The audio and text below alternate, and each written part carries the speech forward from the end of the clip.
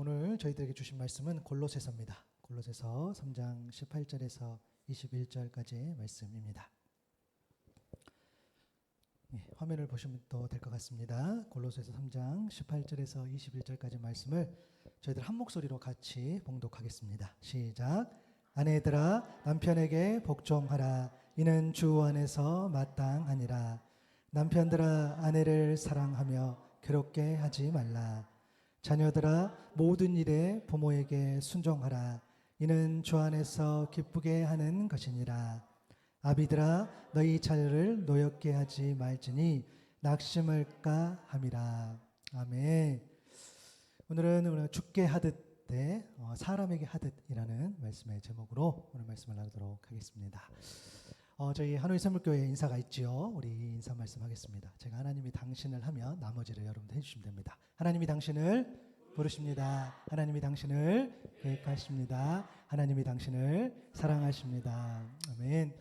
여러분들을 불러주시고 또 계획하시고 또 여러분들을 그 부르심과 계획하심 안에 그 끝까지 사랑하여 주십니다. 하나님의 말씀이 또 위로가 또 우리에게 큰 힘이 되기를 소망합니다. 여러분 5월은 가정의 달이지요. 어린이날 또 어버이날 또 스승의 날도 있습니다. 저희 통합 측 보니까 지난주가 어린이 주일이었어요. 그리고 오늘이 어버이 주일이고 돌아오는 주일은 또 청년 주일 이렇게 되어 있습니다. 우리가 이제 5월을 가정의 달을 이렇게 보내면서 이런 질문을 할 수 있습니다. 그러면 그 매주 어린이 주일, 어버이 주일 또 이렇게 청년 주일 예배 드릴 때 과연 예배 주체가 누구인가냐는 그런 문제입니다. 어린이 주일은 마치 어린이가 주인공인 것 같고 또 어버이 주일은 마치 부모님이 그리고 또 청년 주일은 청년이 좀 주인공인 것 같기도 합니다. 근데 우리가 분명히 또 말씀드리고 우리 다 알지요. 어린이 주일 예배든 또 어버이 주일이든 예배의 주인은 하나님이신 줄로 믿습니다. 우리가 예배의 대상이 사람이 아니지요. 하나님이십니다. 그것은 변하지 않습니다. 단지 어떤 그날에 특별히 그 말씀으로 위로하고 또 격려도 하지요. 그래서 그날 또 특별히 어떤 주일을 맞이할 때는 특별히 5월에는 어떤 그런 메시지 방향이 굉장히 중요하다고 생각합니다. 그래서 오늘은 우리가 이제 어버이 주일로 보통 지키기도 하지만 제가 이제 부모에 관한 말씀을 좀 나눈다기보다는 조금 넓혀서 우리 이제 가정주일처럼 가정에 관한 말씀을 좀 나눠보도록 하겠습니다. 제가 뭐 아시겠지만 또 우리 교회도 있고 또 카페도 있어서 한 주간 제가 또 말씀을 준비하면서 유독 이번 주에 힘들었는데 제가 이제 오늘 새벽에 생각해 보니까 저는 이제 그 카페 일 때문에 뭐 이렇게 늦게 아침 일찍 열고 또 밤에 오랜 시간 뭐 이렇게 하니까 피곤해서 그런 줄 알았어요 처음에는. 근데 그것보다는 그 오늘의 메시지가 혹시 너무 이렇게 그 교훈적으로 가지 않을까라는 그런 좀 우려가 있었나 봐요. 그래서 제가 너무 스트레스를 받고 뭐 그래도 뭐 똑같을 텐데 좀 그렇게 한 주를 보낸 것 같습니다. 그래서 그럼에도 물론 이 말씀이 우리에게 교훈하죠. 그러나 정말 하나님의 어떤 그런 영적인 말씀이 될 수 있기를 바라는데요. 여러분 우리가 좋은 가정, 행복한 가정을 이야기합니다. 그런데 사실 좋은 가정에 대해서 이렇게 막 이야기하기가 쉽지 않아요. 왜 그러냐면 우리가 모두가 대부분은 우리 가정이 좋은 가정이고 행복한 가정인지 이렇게 잘 모르기도 하고 그리고 우리 가정 참 좋은 가정입니다라고 이렇게 말하는 데 있어서 굉장히 이렇게 주저합니다. 왜냐하면 뭔가 2%가 부족하다고 생각을 해요. 실제로 조금 오래전에 한 설문조사인데요. 이런 설문조사가 있습니다. 이 부모하고 그다음에 초등학교 자녀들에게 이게 동시에 물어봤습니다. 아이가 바라는 좋은 부모 그리고 부모가 말하는 좋은 부모는 어떤 부모인가? 라는 질문입니다. 그런데 두 결과가 똑같습니다. 아이가 바라는 좋은 부모 그리고 부모가 바라는 좋은 부모인데 보니까 아이들도 그렇고 부모들도 그렇고 말을 잘 들어주고 대화를 많이 하는 부모를 좋은 부모를 꼽았습니다. 자녀가 생각하는 좋은 부모는 아이의 말을 잘 들어주고 대화를 많이 하고 또 함께 시간을 보내주고 또 남과 비교하지 않고 자녀를 있는 그대로 받아주죠. 그리고 또 아이의 입장을 이해해주고 존중하는 부모를 이 자녀가 생각하는 좋은 부모로 생각하고요. 또 부모가 생각하는 좋은 부모는 또 똑같아요. 아이의 말을 잘 들어주고 또 남과 비교하지 않고 그리고 이제 지속적으로 아이에 관심을 갖고 이제 부모다 보니까 자녀가 자립심이 강한 아이를 키우는 부모가 좋은 부모가 아닌가라고 부모들이 생각합니다. 그런데 자신을 그러니까 부모죠. 부모가 자신을 좋은 부모라고 생각하지 않은 이유를 이렇게 물어보니까 아이에게 감정적으로 많이 대한다는 거예요. 그죠? 얼마 전에도 아내가 저희한테 이 아이에게 감정적으로 대할까 이런 이야기를 했는데 그렇게 생각한답니다. 그리고 자녀와 함께 시간을 충분히 못 보내니까 나는 좋은 부모가 아닌 거라고 우리 부모들이 이야기하고, 그리고 물질적으로 충분히 제공하지 못해서. 근데 사실 이 부분은 뭐 동감하죠. 그래서 이거 제 이야기를 써놓은 것 같기도 합니다. 아이를 감정적으로 또 자녀와 함께 시간을 못 보내고 또 물질적으로 충분히 제공해주지 못하기에 또 자신을 좋은 부모라 생각하지 않는다고 우리 또 부모들이 대답하기도 합니다. 결국에는 모든 고민에 보니까 이 대화가 있습니다. 대화, 그렇죠? 이 대화가 결핍이 있으면 아무리 이제 좋은 가정처럼 보여도 우리 가정 안에 이 대화가 없으면, 그런 어떤 친밀함이 없으면 우리 가정이 정말 좋은 가정일까 행복한 가정일까라고 이렇게 인식하지 않는다고 합니다.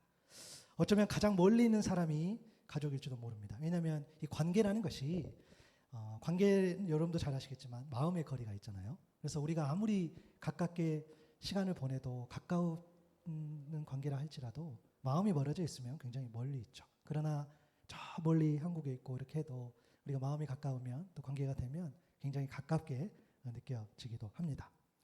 우리가 또 가정에 관해서 이야기하고 싶지 않은 이유, 그러니까 이 대화가 있나 없나라는 고민 때문에 이 좋은 가정일까라는 이야기를 좀 못할 때가 있고요. 또 하나는 우리가 이제 가정을 이해할 때 이 가정을 이루는 각각의 구성원들에 대해 전반적인 이해가 필요한데 그렇지 못하다는 거예요. 이게 무슨 말이냐면 남편은 남편만 생각하는 거죠. 또 아이는 아이만 생각하고 또 아내는 아내만 생각하고. 사실은 우리가 가정이라고 하면 남편도 있고 아내도 있고 자녀도 있고 또 넓혀서 친척들도 있겠죠. 그리고 남편이나 아내이기 전에 한 사람의 어떤 인격체로서 남자와 여자입니다. 그러니까 우리가 가정을 이해한다고 한다면, 물론 오늘 남성과 여성에 대해서는 나누지 않겠지만 남성과 여성에 대한 이해도 필요하죠.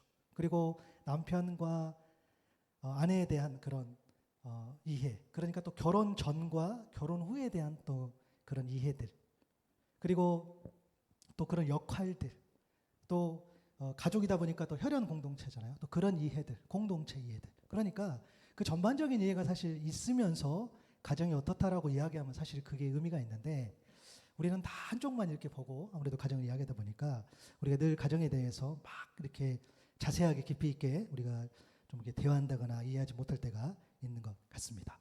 또 여기에다가 우리 이제 저와 여러분들, 우리 여기는 또 믿음의 가정이죠. 또 한 가지가 또 추가되어야 됩니다. 뭐냐면 가정을 세워주신 하나님의 뜻, 그것이 또 세워져야지 우리가 가정에 대해서 더 깊이 있게 또 바라볼 수 있다라는 겁니다. 우리가 아는 것처럼 이 기독교인과 비기독교인의 결정적 차이는 종교 생활이 아니죠. 바로 성경입니다. 그래서 성경적 사고, 성경적 관점, 성경적 삶의 태도, 그리고 결혼관, 또 가정관을 정립하는 것이 굉장히 중요합니다. 그러므로 우리가 이 가정에 대한 하나님 아버지 뜻과 기대가 있으면 우리가 잊지 않아야 되겠고요. 또 말씀인 성경에서 가정에 대해서 어떻게 말씀하고 있는지도 굉장히 중요하답니다. 그게 우리에게는 굉장히 또 이렇게 집중해야 될 이야기죠.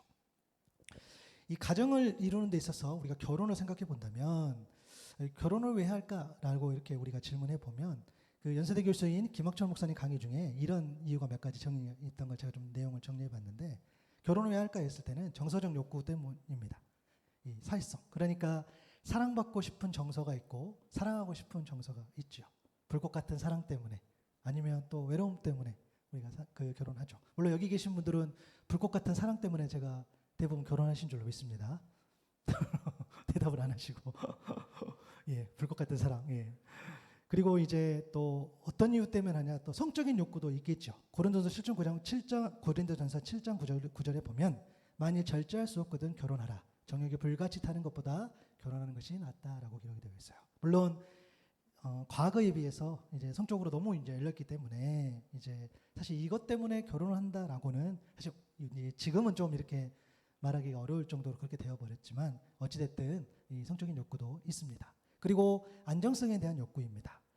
누구의 배우자다, 또 누구의 가족이다 이렇게 했을 때 우리가 소속감도 느끼고 안정감을 느낍니다. 그리고 그 소속감이 클수록, 그렇죠? 그러면은 되게 편안한 결혼 생활들. 그래서 보통 결혼하면 안정을 찾는다는 이야기를 우리가 하잖아요. 우리가 다 그런 경험합니다. 그리고 후손을 낳고 싶은 욕구 때문에, 물론 지금 또 이 이유를 적용할 수는 없지만 그래도 과거의 대부분은 이런 이유가 아닌가 싶습니다. 후손 때문에 그렇죠. 가정을 이루고 이런 것들이 있죠. 그러나 지금의 또 결혼의 목적을 보면 좀 아쉽지만 안타깝지만 어떤 이로움이 있어야 되고 유익함이 있어야 되고 편리함이 있어야지 지금은 결혼을 선택하는 것 같습니다. 나에게 얼마나 이로운지, 나에게 얼마나 유익이 되는지, 또 내가 얼마나 편할 수 있는지 이런 것들. 그래서 감정보다는 이제는 조건이 가장 중요한 그런 또 그 시기인 것 같아요. 가정을 이루는 데 있어서. 그래서 같이 사는 게 좋냐, 혼자 사는 게 좋냐, 또 자녀를 낳는 게 좋냐, 안 낳는 게 좋냐. 이제 결혼이 너무 부담스러우니까 이제 막 동거만 하고 또 먼저 하고 결혼해 보는 거. 뭐 이런 것들이 많이 변화가 있죠. 그리고 이제 더 나아가서 이제 많이 헤어지기도 하고 많이 만나기도 하고 이런 일들도 계속 일어나고 있습니다. 이처럼 지금의 이 다양한 결혼관이 있는데 그런데 중요한 건 앞서 언급한 것처럼 우리가 성경적 결혼관, 성경적 가정관의 정립이 중요할 줄로 믿습니다. 왜냐하면 그래서 우리가 알고 있어야지 아무리 시대가 바뀌고 아무리 시대가 다른 흐름으로 갈다 할지라도 우리가 하나님께서 과연 이것을 어떻게 말씀하셨는지를 가지고 있어야 된다는 거예요. 여러분 사실은 근데 우리는 모르지 않습니다. 왜냐하면 이때쯤 늘 듣는 그런 창세기 말씀이 있어요. 그리고 결혼식장 숱하게 다니셨기 때문에 늘 창세기 2장의 말씀을 우리가 듣습니다. 창세기 2장 18절에 보니까 여호와 하나님이 이르시되 사람이 혼자 사는 것이 좋지 아니하니 내가 그를 위하여 돕는 배필을 지으리라 하시니라. 사람이 혼자 사는 것이 좋지 않다. 여러분 지금은 사람이 혼자 사는 게 좋아 안 좋아 막 고민하지만 사실은 이것은 하나님의 판단이죠. 하나님께서 사람이 혼자 사는 것이 좋지 않다고 말씀하시면서 그를 위하여 돕는 배필을 지었다라고 이야기를 하세요. 우리가 이 내용을 그대로 조금 가지고 있었으면 좋겠어요. 혼자 사는 게 좋을까 안 좋을까라는 고민이 우리 안에 있을 수 있겠으나 또 세상에 그렇게 말할 수 있겠으나 이건 하나님의 판단이라고. 하나님께서 사람이 혼자 사는 걸 좋지 아니하다라고 판단하셔서 그렇죠. 하나님 그렇게 보셔서 이 말씀처럼 돕는 배필을 짓습니다. 그리고 창세기 2장 21절에 보니까 여호와 하나님이 아담을 깊이 잠들게 하시니 우리가 잘 알죠. 갈빗대 하나를 취하셨어요. 그리고 여자를 만드시고 22절이죠. 아담에게 이끌고 오시고 23절에 보니까 내 뼈 중에 뼈요 살 중에 살이라 이것을 남자에게 취하였은즉 여자라 부리르랴 하니라. 남자를 먼저 창조하시고 남자에게서 여자를 만드셨죠. 그리고 내 뼈 중에 뼈요 살 중에 살이라고 고백합니다. 사랑의 고백이라고 할 수 있겠죠. 너는 내 뼈다. 너는 내 뼈고 내 살이라는 그런 고백들. 동등한 위치인 거죠. 가장 귀한 존재. 그래서 실제로 이 남자 여자 우리 히브리 원어를 보면 여자는 남자의 어떤 그런 문법적으로만 영향을 미치는 그런 어떤 이제 좀 딱딱하지만 여성형 전미사를 더한 것뿐이에요. 그러니까 사실 남자와 여자가 같은 거죠. 창세기 2장 24절에 보니까 이러므로 남자가 부모를 떠나 그의 아내와 합하여 둘이 한 몸을 이룰지리다. 우리가 잘 아는 말씀. 그래서 결혼에 대해서 성경이 말하는 어떤 공식적인 진술로 보통 보는 이 24절의 말씀이죠. 부모를 떠나라라고 이야기했을 때는 삶의 독립성과 주체성을 이야기하겠죠. 그리고 한 몸이 되라는 것은 정신적으로 혹은 또 육체적으로 더 나아가서 이제 가정을 이루면서 또 사회 속에 거하잖아요. 그래서 그 안에서 관계를 맺고 형성하는 것들을 이야기합니다. 그리고 결혼을 통해서 그러니까 나와 너를 통해서 또 새로운 또 한 사람 또 혈통을 만들어가는 것들. 이것이 성경이 말하는 그 결혼입니다. 그런데 우리가 창세기 2장 18절에 보면 돕는 배필이라는 표현이 있어요. 이 부분을 우리가 조금 더 묵상해 볼 필요가 있는데 왜냐하면 이 돕는 배필 때문에 남자가 여자보다 뭐 우월하다든지 그렇죠? 여자가 남자가 못하다는 그렇게 생각할 때가 있다는 거예요. 근데 그런 뉘앙스는 전혀 없다는 거죠. 동등한 위치. 여러분 돕는 배필의 이 돕다는 히브리어로 에제르라는 표현을 쓰는데 하나님이 사람을 도울 때 자주 사용했던 표현이에요. 하나님이 도우신다 할 때. 시편 33편 20절에 보니까 우리 영혼이 여호와를 바라며 그는 우리의 도움과 방패시로다. 이 도움입니다. 시편 115편 9절에 11절에 보니까 이스라엘아 여호와를 의지하라. 그는 너희의 도움이시오. 너희의 방패시로다. 아론의 집이여 여호와를 의지하라. 그는 너희의 도움이시오. 너희의 방패시로다. 여호와를 경외하는 자들아 너희의 여호와를 의지하여라. 그는 너희의 도움이시오. 너희의 방패시로다. 하나님은 우리의 도움이고 하나님은 우리의 방패이신 줄로 믿습니다. 하나님은 이스라엘의 도움이셨어요. 조력자이셨죠. 왜냐하면 하나님은 더 강한 분, 하나님은 도우시기에 너무너무 충분하신 분. 여러분, 그렇다면 여성이 돕는 배필로 지어졌다고 했을 때에는 오히려 여성이 더 강하기 때문에, 더 우월하기 때문에 돕는 거라고 해석하는 게 오히려 더 설득력이 있어요. 물론 오늘 그렇다는 게 이야기가 아니고요. 이야기를 잘해야 됩니다. 그렇지 않겠습니까? 그 말씀이 뭐냐면 이 돕는 배필로 인하여서 어떤 우월을 이야기하지 않는다는 거예요. 제가 그 이야기를 한 이유가 뭐냐면 오늘 말씀이 만약에 우월하다, 덜 우월하다, 누가 더 낫다 이렇게 접근해 버리면 복종하라, 순종하라 이 메시지가 안 들려요. 불편하다는 거죠. 그렇죠? 이것을 우리가 자세히 보지 못하는 겁니다. 돕는 배필의 이 배필도 히브리어 네게드라는 표현을 쓰는데 정면 혹은 앞이라는 뜻입니다. 서로 마주 대하고 서 있는 거. 누가 위에 있다거나 우월적 위치에 있다는 의미가 아니라는 거예요. 돕는 배필로서. 여러분 오히려 더 능력이 있는 사람이 도울 일이 더 많지 않습니까? 차라리 이 의미를 조금 더 우리가 가졌으면은 조금 이 의미가 더 받아들이기 쉬울 것 같아요. 여러분 만약에 지금 제가 이제 또 개척을 하고 또 우리가 사역을 하고 있는데 제 역할이 뭐겠어요? 그동안 엄청 뭐 많이 준비하고 뭐 답사도 왔었고 아이들 학교 뭐 또 집 또 어쨌든 또 비즈니스 때문에 법인도 세우고 또 교회 이렇게 세팅하고 이런 것들.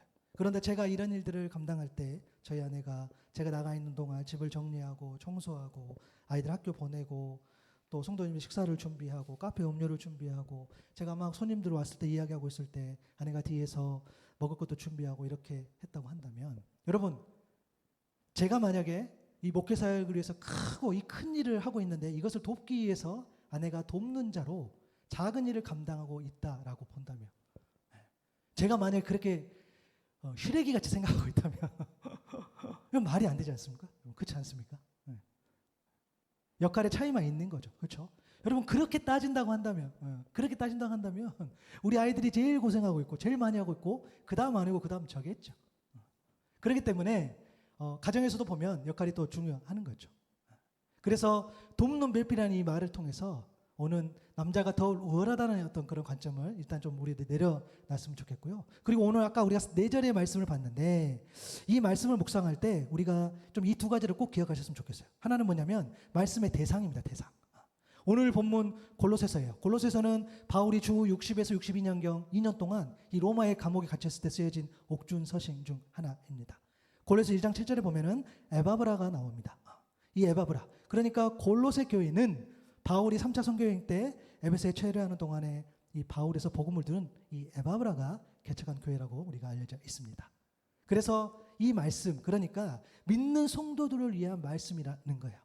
오늘 우리가 듣는 이 말씀이 또한 그때의 이 골로새 말씀은 온갖 이당 사상들로부터 어떤 신앙의 순수성을 지키기 위해서 힘겹게 그런 믿음의 싸움을 싸워야 했던 곳. 그래서 2장 8절에 보니까 누가 철학과 헛된 속임수로 너희를 사로잡을까 주의하라. 이것은 사람의 전통과 세상의 초등학문을 따름이요 그리스도를 따름이 아니니라.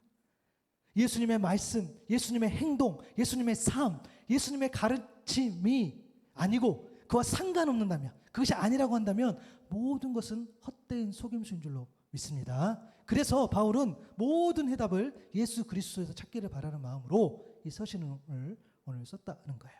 골로새 3장 2, 3절에 보니까 무슨 일을 하든지 마음을 다하여 주께 하듯 하고 사람에게 하듯 하지 말라.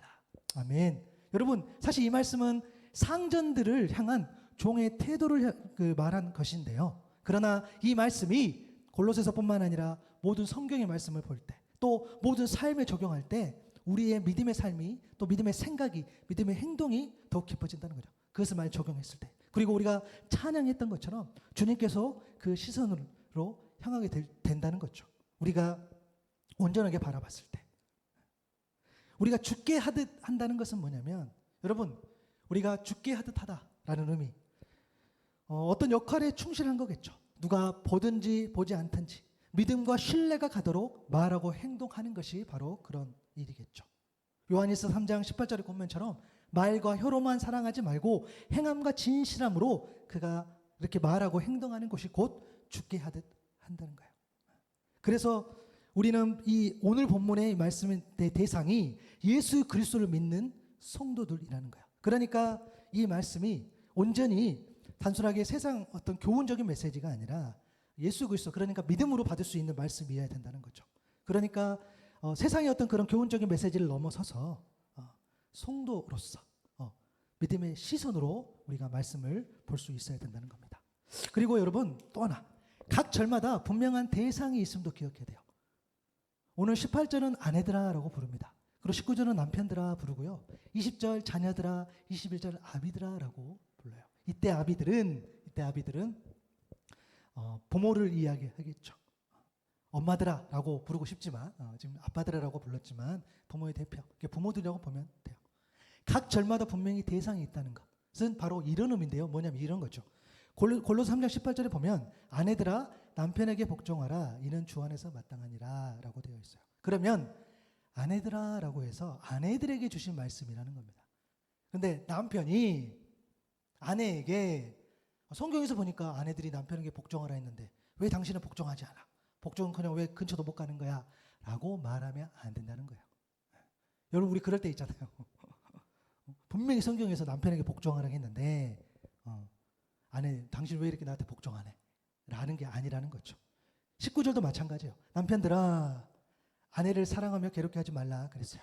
그럼 남편들에게 주신 말씀, 아내가 남편에게 성경에서 남편이 아내를 사랑하고 괴롭게 하지 말라 그랬는데 왜 당신은 나를 사랑하지 않고 왜 나를 이렇게 괴롭혀? 라고 말하면 안 된다는 거예요. 그러면 받은 사람의 1차적인 책임이 있는 거죠. 그죠? 아내들아 남편에게 복종하라 이는 주 안에서 마땅하니라 라는 말씀은 아내가 말씀 어떻게 받든지 간에 그것은 아내의 책임이라는 거예요. 일단 그래서 남편들은 기다려야 됩니다. 아내들이 그 말씀이 어떻게 받을 것인가, 그 말씀을 어떻게 받아서 소화시키고 할 것인가를 기다려주자는 거예요. 남편들도 마찬가지겠죠. 우리 아내 입장에서도 기다려줘야 되는 거죠. 남편들이 아내를 사랑하고 괴롭게 하지 말라는 그 말씀은 이제 남편이 받는 거죠. 남편 책임이에요. 그 말씀을 어떻게 받는 거예요. 20절, 21절도 마찬가지 거죠. 자녀들이 주님과 해결할 수 있도록, 그리고 부모님이 주님과 해결할 수 있도록 기다려줘야 된다는 겁니다. 그래서 이 말씀 좀 이 대상이 있다는 걸 좀 기억했으면 좋겠고요. 그리고 이 본문을 묵상할 때 지금 제가 저렇게 떼어놨는데 오늘 이 본문을 각각의 한 절의 말씀이 아니라 이 한 절의 말씀으로 보는 게 아니라 이 네 절의 말씀을 하나로 보자는 겁니다. 제가 아까 앞서 이야기했던 것처럼 가족을 이해하는데 여러분 내가 남편인데 남편 입장만 이야기하면 가정을 이해할 수 없어요. 그렇잖아요. 내가 남편이지만 아내도 이해하고 우리 아이들도 이해하고 또 결혼 전, 또 결혼 후, 또 사람에 대한 이해, 그런 모든 복합적인 이해가 있었을 때에 가정에 대해서 우리가 더 깊이 바라볼 수 있는 거지. 그래서 오늘 말씀도 단순하게 아내들에게, 남편들에게가 아니라 이것을 좀 하나로 볼 수 있는, 이거를 다 연결됐다는 것, 좀 그렇게 인식하면 보면 말씀을 좀 나눴으면 좋겠어요. 주님께서 아내들에게 원하시는 건 뭐였죠? 남편에게 복종하는 겁니다. 너무 부담스러운 말이죠. 남편에게 복종하는 것. 이때 복종은 노예나 학대받는 자의 복종이 아닙니다. 복종이라는 이 헬라어 히포타스라는 표현은 아래라는 말과 배치하다, 정리하다, 균형을 이루다는 말이 합해진 말. 그러니까 어떤 질서를 의미한다고 볼 수 있어요. 고린도전서 14장 33절 말씀처럼 하나님은 무질서의 하나님이 아니시오 오직 화평의 하나님이시라. 이 복종을 하는 것이 하나님께서 정하신 어떤 질서 안으로 들어간다는 의미의 순종이라는 겁니다. 하나님이 가정을 위해서 남편에게 위임하신 그 권위의 질서에 대한 인정이 바로 이 복종이라는 거예요. 여러분 우리가 잘 아는 것처럼 남자가 먼저 창조되고 그 다음 여자가 창조되었죠. 그거는 맞죠. 그리고 여러분 죄로 인해서 관계가 멀어지면서 죄의 심판으로 하나의 질서가 또 잡혔어요. 창세기 3장 16절에 보면 또 여자에게 이르시되 내가 내게 임신하는 고통을 크게 더하리니 내가 수고하고 자식을 낳을 것이며 너는 남편을 원하고 남편은 너를 다스릴 것이니라 하시고, 여러분 이때 다스림 또한 어떤 힘에 의한 다스림이 아니라 의존한다는 의미입니다. 에베소서 5장 22절 23절에 보니까 아내들이여 자기 남편에게 복종하기를 주께 하듯 하라. 이는 남편이 아내의 머리됨이 그리스도께서 교회의 머리됨과 같음이니 그가 바로 몸의 구주시라. 이처럼 하나님께서 가정에 부여하신 질서는 남편을 머리로 하고 아내를 몸으로 하는 그런 질서라는 거예요. 이 질서에 대한 복종을 통해서 가정을 향한 하나님 뜻이 이루어지기 원하셨어요. 이 질서에 대한 복종은 뭐냐면 또한 그 아내의 어떤 평등성이나 또 아내의 위험이나 기품이나 이 복종을 한다고 해서 그게 떨어진다는 의미가 아니라는 거예요. 하나님의 질서 안에서 예수 그리스도를 통해서 일어난 그런 어떤 자발적이고 의식적인 그런 복종이기 때문입니다. 이 복종으로 하나님이 원하시고 기뻐하시는 가정을 세운다는 거예요. 그리고 이 복종의 본이 뭐였죠? 우리가 잘 아는 말씀. 빌립보서 2장 6절 8절 말씀. 그는 근본 하나님의 본체시나 하나님과 동등됨을 취할 것을 여기지 아니하시고 오히려 자기를 비워 종의 형체를 가지사 사람들 같이 되셨고 사람의 모양으로 나타나사 자기를 낮추시고 죽기까지 복종하셨으니 곧 십자가에 죽으십니다. 아내들의 남편을 향한 이 복종이 이 십자가와 맞닿아 있는 거죠. 이 십자가를 치는 힘은 사랑입니다. 사랑이 아니고서는 결단코 질 수 없는 십자가. 이 사랑이 바로 또 남편들이 해야 할 그 사랑인 줄로 믿습니다. 그러니까 우리가 복종한다 했을 때는 단순히 뭐 숙여야 되냐라는 의미가 아니라 이것이 그리스도 안에서 이 십자가까지 연결된 그 사랑으로 우리가 볼 수 있어야 된다는 거죠. 그러면 우리가 이런 질문을 받았을 때 이제 우리 아내들이 그럴 수 있죠. 남편이 좀 복종할 만 해야지, 존경할 만 해야지, 좀 그럴듯 해야지 좀 섬기지 않겠냐라는 질문. 예, 저도 그렇게 질문하면 답할 수가 없어요. 그죠? 사람인지라. 그런데 우리 하나님께서 말씀하신 이 복종의 의미, 그렇죠? 그 질서를 이야기한다는 거죠. 하나님은 그것을 원하세요. 그러면 남편들아 아내를 사랑하며 괴롭게 하지 말라라는 이 말씀. 여러분 이때의 사랑이라는 것은 남녀간의 사랑의 에로스가 아니에요. 예쁘니까 뭐 조건이 있으니까라는 사랑이 아니라 우리가 잘 아는 아가페, 신의 무조건 사랑, 그 아가페를 이야기합니다. 남편은 자기 권위를 이용해서 아내에게 무거운 짐을 짓거나 비난하거나 혹은 불쾌하게 만들지 말아야 하는 이유가 여기 있다는 거예요. 그 사랑이 아니라는 거죠. 우리가 말하는 사랑, 여러분 고린도전서 13장 4절 7절을 보니까 너무 늘 이 말씀을 읽을 때마다 위로가 되죠. 사랑은 오래 참고 사랑은 온유하고 시기하지 않으며 사랑은 자랑하지 않으며 교만하지 않으며 무리에 행하지 않으며 자기 유익을 구하지 않으며 성내지 아니하며 악한 것을 생각지 아니하며 불의를 기뻐하지 아니하며 진리와 함께 기뻐하고 모든 것을 참으며 모든 것을 믿으며 모든 것을 바라며 모든 것을 견딘다. 여러분 이 말씀이 귀한 것은 이 사랑의 근원이 곧 하나님 아버지시고 이 사랑을 주님께서 우리에게 이미 보여주셨기 때문입니다. 우리가 자꾸 사랑한다, 사랑하지 못한다라고 우리가 이런저런 사람끼리 이야기할 수 있지만 먼저는요, 사실 우리가 겸손해야 돼요. 왜냐하면 이 사랑을 우리가 이미 경험했기 때문에. 하나님이 우리를 향해서 늘 오래 참아주시고 우리 주님께서 우리를 향해 온유해 주시고 모든 것을 참아주시고 모든 것을 견뎌주신 그 사랑. 여러분 남편들이 대답 못할 질문을 제가 몇 가지 알고 있습니다. 해볼까요? 아내가 혹시 어디 아픈지 아세요? 아내의 마음의 상처를 아십니까? 잘 모르겠는데요. 아내가 언제부터 기쁨을 잃었는지 혹시 아세요? 아내가 정말 하고 싶은 말이 어떤 말인지 여러분 아십니까? 모른다는 거예요. 그러면 여러분 자 다시 가볼게요. 우리가 하나의 지금 메시지를 보는 거예요. 남편에게 복종해, 그죠?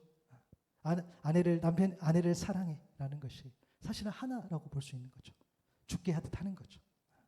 그래서 여러분 아내를 사랑할 수만 있다면, 남편을 사랑할 수 있다면, 정말 그게 그리스도의 사랑으로 우리가 귀결된다면, 우리 안에 그러한 성품이 있다면 까짓 것 세상이 말하는 복종도 하지요. 그죠? 까짓 것 세상이 말하는 그런 어떤 가족을 위해서 조금 더 내가 희생하고 더 굽신거리고 더 엎드리고 그것도 하겠지요. 왜요? 그리스도 사랑이 우리 안에 있다면. 그런 의미에서 우리 하나님께서 아내에게 남편을 하여금 질서를 이야기한 거고 또 남편들로 하여금 아내에게 그 사랑을 이야기한 줄로 믿습니다. 여러분 20절에 보니까 자녀들아 모든 일에 부모에게 순종하라. 이는 주 안에서 기쁘게 하는 것이니라. 여러분 이 순종이요. 헬라어 이 의미를 보면 아래라는 말과 듣다 복종하다는 말의 뜻이 합성해요. 그러니까 아래에서 듣고 철저히 복종하다라는 의미예요. 사실 이것은 방금 말한 남편에 대한 아내의 복종보다 부모에 대한 자녀의 순종이 훨씬 더 세게 표현되어 있어요. 가정 안에서 부모에 대한 순종은 어떤 권위의 근본, 시작이신 그 하나님께 대한 순종과 연결되어 있기 때문이에요. 그러니까 부모에게 순종하라는 그 메시지, 자녀를 통해서 그것이 너무나도 중요하다는 거예요. 왜냐하면 그것이 질서고 그것이 하나님께서 원하시는 것. 출애굽기 20장 12절에 보니까 내 부모를 공경하라. 그리하면 내 하나님 여호와가 내게 준 땅에서 내 생명이 있길리라. 에베소 6장 1, 2절이죠. 자녀들아 주 안에서 너희 부모에게 순종하라. 이것이 옳으니라. 내 아버지와 어머니를 공경하라. 이것은 약속에 있는 첫 계명이다. 여러분 이 말씀을 고민하라고 하는 말씀이 아니라 명령이죠. 자녀들에게. 자녀들의 책임질 일이에요. 자녀들은 부모에게 순종해야 돼요. 그것이 하나님 뜻이에요. 아까 말한 그 복종보다 더 세게 이야기한 것은 뭐냐면 그것을 통해서 하나님을 알아가는 거죠. 우리 자녀들이 알아야 될 방법은 두 가지뿐입니다. 하나는 자녀들이 주님을 인격적으로 만나서 그분 안에 살아가는 것. 이것이 하나님의 어떤 그 명령인 말씀을 아는 거겠죠. 또 하나는 뭐냐면 자녀들에게 주님을 인격적으로 만나서 그분 안에서 살아가는 모습을 저와 여러분 부모가 보여주는 것. 그것밖에 없어요. 삶을 통해 보여주는 것이 가장 큰 가르침. 그것이 가장 큰 가르침이라는 사실을 잊지 않는 저와 여러분 될 수 있기를 바랍니다. 무슨 가르침? 도대체 뭘 가르치냐는 거예요. 도대체 뭘 고민하는 거예요, 자녀들에게. 그것은 여러분에게 이야기하는 게 아니라 저에게 이야기하는 거예요. 도대체 아이들에게 뭘 가르쳐야 되나? 맞아요. 그러면 여러분 우리 좀 단순하게 생각했으면 좋겠어요. 아 그래, 내가 우리 주님을 깊이 만나고 내가 주님과 동행하는 삶을 정말 보여줘서 적어도 우리 아이들에게만큼은 그래도 우리 부모님은 예수님 믿고 살더라 라는 이야기를 듣는다면 이 말씀에 우리는 순종할 수 있다는 거죠. 그리고 마지막으로 아비들아 너희 자녀를 노엽게 하지 말지니 낙심할까 함이라. 여러분 남편의 권위가 아내를 함부로 다루는 것으로 이어지지 않는 것처럼 아버지의 권위도 자녀를 화나게 하거나 낙심케 하면 안 되겠지요. 주님이 이 일을 원치 않으십니다. 자녀들에게 함부로 하지 말라는 뜻이죠. 자녀들은 내게 맡겨두신 자녀이지만 내 자녀의 주인은 하나님 아버지인 줄로 믿습니다.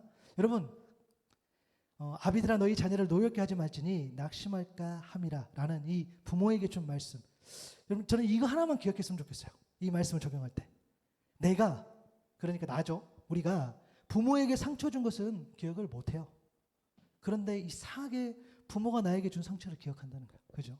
여러분들은 여러분들 부모님께 상처 준 거 기억하는 거 하나도 없잖아요. 그런데 부모가 나에게 준 상처를 우리는 다 기억해요. 옛날에 몇 살 때 아버지가 뭐 어떻게 하시더라. 어머니가 뭐 어떻게 하시더라. 우리 자녀들이 그런다는 거예요.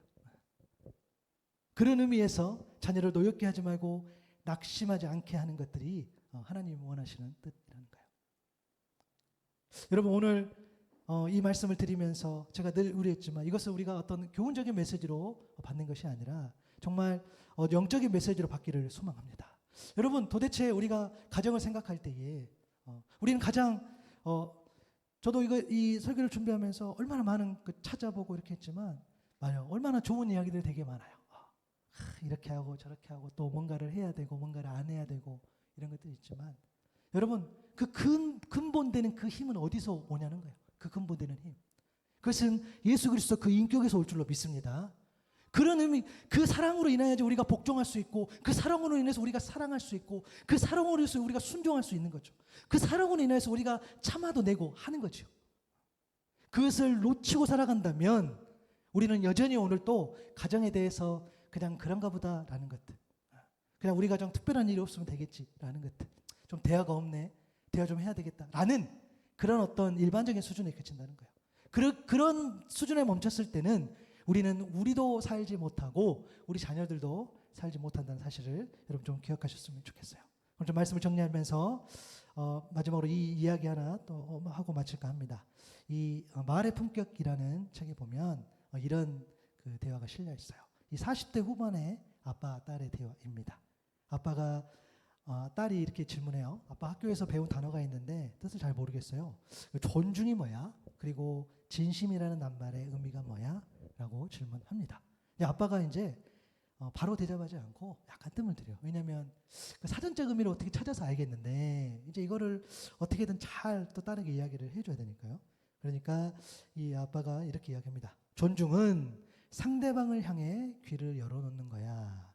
그리고 진심은 핑계를 대지 않는 거란다 라고 이야기를 해줍니다. 사실 이야기 보면 이 존중의 의미와 또 이 진심의 의미가 되게 의미가 있죠. 상대방을 향해 귀를 열어놓는 것. 그리고 핑계대지 않는 것. 우리가 우리 주님께서 저와 여러분을 존중해 주십니다. 늘 진심을 다해 주세요. 그 사랑의 회복으로 우리 또한 주님의 사랑으로 누군가를 존중하고 진심으로 우리 가족들을 대할 수 있기를 바랍니다. 우리 가정 안에서 여러분들이 진짜 누구를 존중해 주셨으면 좋겠어요. 저는 여러분의 가족들에 대해서 존중하고 진심으로 대하는 줄로 믿습니다. 할렐루야. 이거 아이들한테 물어봐야 되는데, 그죠? 그리고 여러분, 이거 보니까 아버지가 딸을 생각하며 최선을 다해 답해 주세요. 여러분, 우리가 아까 우리 대화 좀 이야기했는데, 여러분, 대화라는 것이요, 가정에 대화가 없다라고 한다면, 여러분, 내가 먼저 말을 사실 걸어야 되겠죠. 내가 말을 안 거니까 너도 말을 안 걸고, 그래서 우리가 대화가 없어 라고 보통 이야기해요. 상대방이 말을 안 하니까 나도 말을 안 한다, 그래서 우리 집에 대화가 없다. 물론 그런 상황이 될 수 있겠죠. 하지만 가족 구성원들 중 누구라도 최선을 다해서 말을 걸어주고, 또 누구라도 최선을 다해 답을 해준다면 여러분, 대화가 회복될 줄로 믿습니다. 무슨 기법이 필요하겠습니까? 사실 제가 이번 주 우리 큰딸하고 대화를 잘했다고 말하고 싶었는데, 방금 제가 저쪽에서 우리 큰딸 여기에 멍들었더라고요. 근데 꽤 됐더라고요. 제가 몰랐어요. 그래서 대화가 없었구나. 여기 노래 없는지 몰랐어요.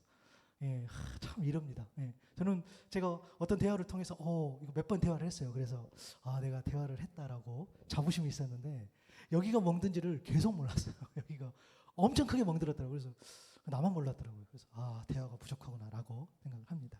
여러분, 대화가 회복될 때 오늘 이 선포된 각자의 말씀을 정말 지켜나가도록 서로가 서로에게 힘이 되어준다 생각해요. 여러분, 오늘 들었던 이 말씀들을 여러분들 좀 기억하시면서, 여러분, 아내에게 주신 말씀은 복종이었습니다. 이것은 온전한 가정을 위해서 하나님이 세우신 질서에 복종하는 거고요. 또 남편에게 주신 말씀은 사랑이었죠. 이것은 온전한 가정을 위해서 예수님이 짊어지신 그 십자가 수고, 그 사랑, 그 헌신이겠죠. 자녀들에게 주신 그 말씀은 부모에게 순종입니다. 이것은 온전한 가정을 세워나갈 때 자녀들이 배워야 할 하나님의 질서입니다. 부모를 통해서 하나님을 보는 거겠죠. 그러니까 여기 계신 부모님들이 너무 소중하고 너무 중요해요. 여러분들이 좋은 부모로 서 있는 것이 너무너무 중요해요. 우리 자녀들이 우리의 모습을 보고 하나님을 보기 때문입니다.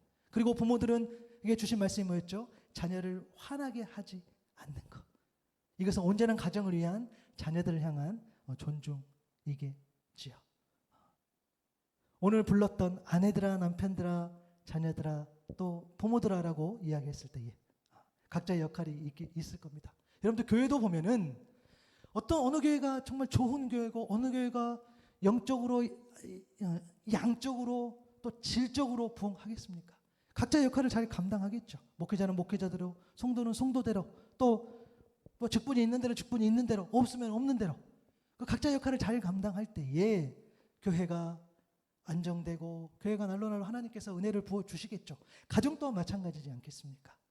아내에게 주신 그 말씀, 또 남편에게 주신 말씀, 자녀들에게 준 말씀, 또 부모에게 준 말씀을 우리가 주님 안에서 기억하고 곱씹고 그 말씀대로 살아냈을 때에 우리의 가정이 온전히 세워질 줄로 믿습니다.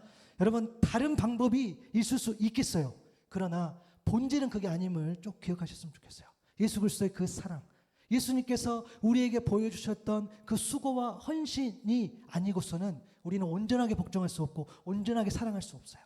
이것을 여러분들이 꼭 기억하셨고, 이 모든 주님의 말씀을 사람의 교훈으로 받아 사람에게 하듯 말하고 행동하는 삶이 아니라 죽게 하듯 말하고 죽게 하듯 행동하는 삶으로 살아가는 저 여러분 될 수 있기를 바랍니다.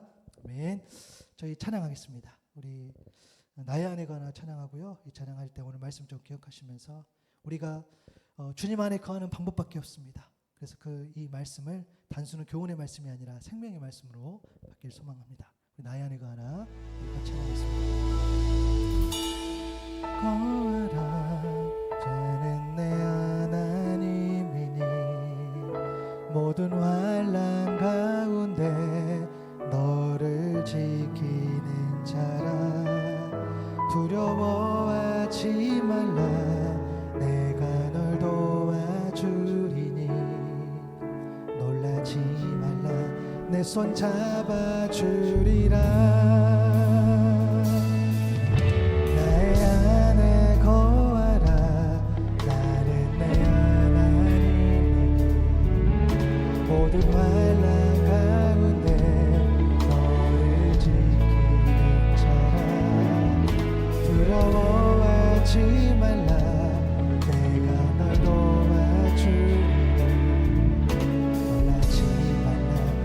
손 잡아주리라.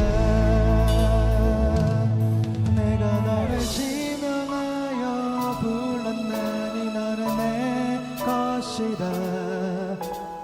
내 것이라 너의 하나님이라. 내가 너를 보배롭고 존귀하게 여기노라. 너를 사랑하는 내 여호와라. 나의 안에 거하라. 나의 안에 거하라. 나는 내 모두 알아가우되 너를 지키자라. 두려워하지 말라. 내가 널 도와주리라. 내 손 잡아주리라. 내가 너를 지명하여 불렀나니 너는 내 것이라. 내 것이라 너의 하나님이라.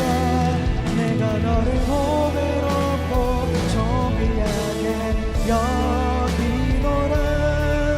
너를 사랑하는 내 여호와라.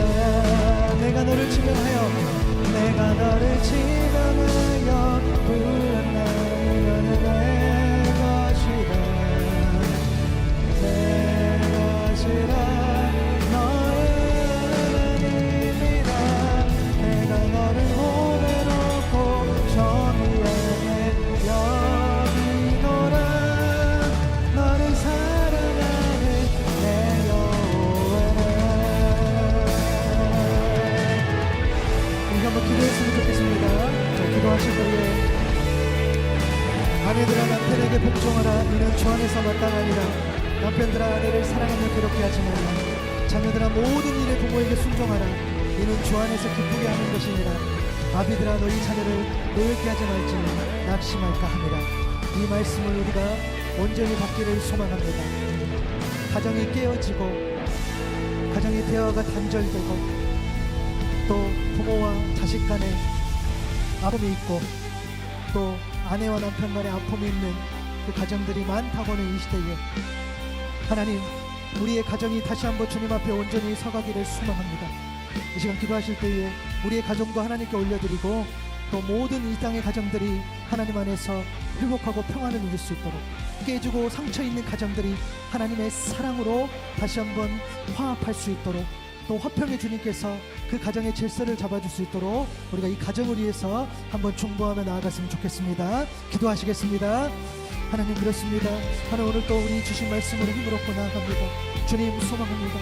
정말 가정의 아픔이 있는 이 시대를 살아가고 있고 아내와 또 남편이 불신하는 이 시대에 또 자녀와 또 부모가 또 서로 믿지 못하고 상처로 또 살아가는 이 시대에 하나님 우리를 이 시대에 살아가게 하여 주셨는데 하나님 우리가 속한 가정을 먼저 하나님 앞에 올려드립니다. 가정의 주인이 하나님이심을 늘 고백할 수 있는 믿음을 허락해 주시고 우리 가정 가운데에 우리 주님의 십자가가 온전히 세워지기를 소망합니다. 오늘 함께 예배하는 우리 한 가정 한 가정 주님 앞에 올려드리며 그 가정 가운데에 우리 그리스도의 십자가가 세워지기를 소망하고 그 가정 가운데에 십자가의 사랑이 흘러가기를 소망하고 그리하여서 주님 보시기에 합당한 복종이 이루어지고 주님 보시기에 합당한 사랑이 이루어지고 주님 보시기에 합당한 순종이 이루어지고 주님 보시기에 합당한 그런 관계가 이루어질 수 있도록 주 역사하여 주옵소서. 이를 위해서 오늘 예배하는 우리 한 사람 한 사람을 이 가정 가운데에 또 부모로 세워주셨습니다. 우리에게 자녀를 허락하여 주셨고 우리에게 또 부모를 허락하여 주셨습니다. 하나님 소망하오니 우리에게 맡겨진 이 가정을 위해서 먼저는 늘 기도할 수 있도록 도와주시고 우리가 기도를 포기하지 아니하고 하나님 이 가정을 위해서 늘 기도할 수 있도록 도와주십시오.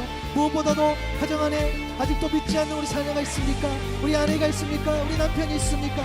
하나님 그들 한 사람 한 사람을 주님 앞에 올려드리오니 주님 우리를 불쌍히 여겨주시고 이 가정을 불쌍히 여겨주시고 우리 남편을 불쌍히 여겨주시고 우리 아내를 불쌍히 여겨주시고 우리 자녀들을 불쌍히 여겨주십시오. 하나님 우리 가정 우리 사랑하는 우리 가정 가운데에 주의 사랑으로 덧입혀주시고 회복될 수 있도록 주여 도와주십시오. 주님 우리 가정 가운데에 기도 제목이 있습니다.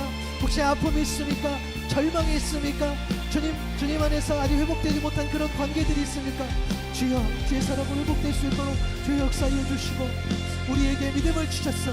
주님, 우리가 마지막까지 우리 가정을 포기하지 않고 기도할 수 있도록 우리의 마음을 열어주옵소서. 주님 함께하여 주옵소서. 하나님 고맙습니다. 오늘도 귀한 한 날 우리에게 허락하여 주시고 특별히 가정주일 우리에게 맞이하여서 또 가정에 관한 말씀으로 함께 하나님 아버지 마음을 알아갈 수 있도록 도와주시니 감사합니다. 오늘 선포된 말씀 가운데에 이 말씀을 인간적인 어떤 교훈으로 받는 것이 아니라 하나님 아버지의 마음으로 하나님 아버지께서 기뻐하시는 그 말씀으로 또 하나님이 원하시는 그런 삶으로 우리가 받기를 원합니다. 주님, 우리가 주 안에서 늘 그 하나님 세워주신 그 질서에 복종할 수 있고 또 하나님께서 허락하여 주신 이 가정 안에 늘 사랑으로 함께하고 또 부모가 자녀를 또 자녀가 부모를 서로 공경하고 서로 존중하는 그런 가정으로 온전히 거듭날 수 있도록 주님 은혜를 베풀어 주옵소서. 각 가정마다 또한 믿지 않는 우리 가족들이 있습니다. 하나님, 그 영혼들을 하나님께서 늘 보살펴 주시고 정말 우리가 기도하며 나아갈 때에 또 우리 사랑하는 가족, 믿지 않는 우리 가족이 주님 앞에 돌아오는 그날이 속히 올 수 있도록 주여 역사하여 주옵소서. 하나님, 우리 안에 늘 그리스도의 사랑이 늘 가득하기를 소망합니다. 또한 우리의 가정 가운데에 주님의 십자가가 온전히 세워지고 그 십자가가 굳건히 우리 가정을 지켜주시기를 또한 소망합니다. 주여, 우리 안에 늘 주님의 사랑이 흘러가는 그런 가정이 되게 하여 주시고 특별히 우리가 부모로서 자녀를 위해서 더 많이 기도할 수 있는 우리 모두 되게 하여 주옵소서. 감사합니다. 예수님의 이름으로 기도드립니다. 아멘.